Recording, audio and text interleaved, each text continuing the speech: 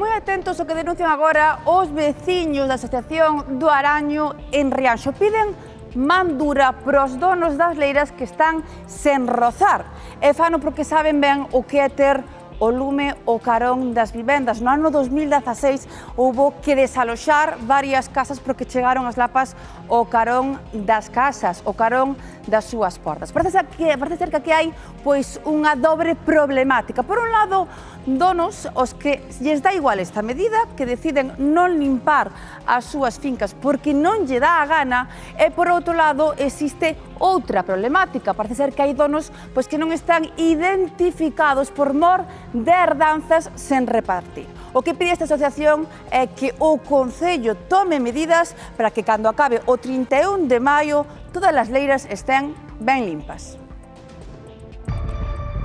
Imos falar coa Asociación de Veciños do Araño aquí en Rianxo porque piden que se limpen as fincas, que se limpe a maleza das fincas, xa que pode supoñer un gran perigo, ou non? Sí, que aquí houve un incendio no 2006 que arrasou todo e, bueno, ademais hai unha franxa de seguridade toda alrededor das vivendas, non solamente neste punto, senón toda a parroquia, rodeando as aldeas todas, que ten que haber 50 metros libre de maleza e de árboles eucaliptos, pinos, por culpa de un incendio. Se hai un vendaval cae, hai un daño de estructura, bueno, pois o propietario ten que pagalo. O problema é se hai un daño personal. Que pode pasar, José Luis? Pois un incendio que arrase todo, incendio de copa, que incluso que ardan casas, e que, bueno... Aquí quedaríamos prácticamente arrodeados, non sería moi difícil escapar do lumen. Aislados, sí, completamente aislados, e nada, non habería escapatoria. Seguimos camiñando pola parroquia e atopámonos cun caso moi claro. Mirade, a este lado do camiño,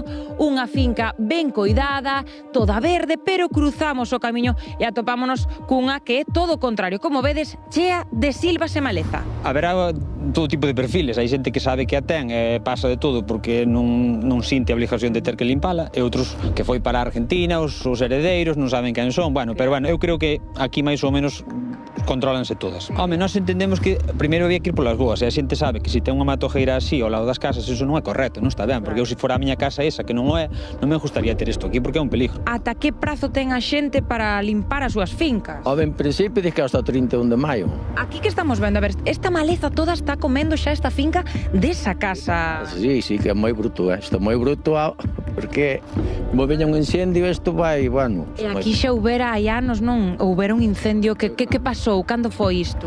No 2006, que arrasou todo isto, bueno, non había tantas casas, agora fixerse máis, é o problema este.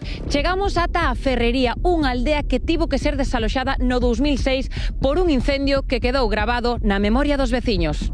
Bueno, aquí esta é a cartelería que pon o Concello, que se está poñendo desde fai bastantes anos, donde se ve na zona verde clariño, debe estar libre de matojeiras, debe estar libre de especies pirófitas como eucaliptos e pinos e acacias. Vamos, que non se estaría cumprindo, porque claro, como vedes, estamos nesta zona verde agora mesmo, e bueno, a imaxe fala por si soa. Non, estes toxos non teñen 2 anos nin 3, xa se ve ben.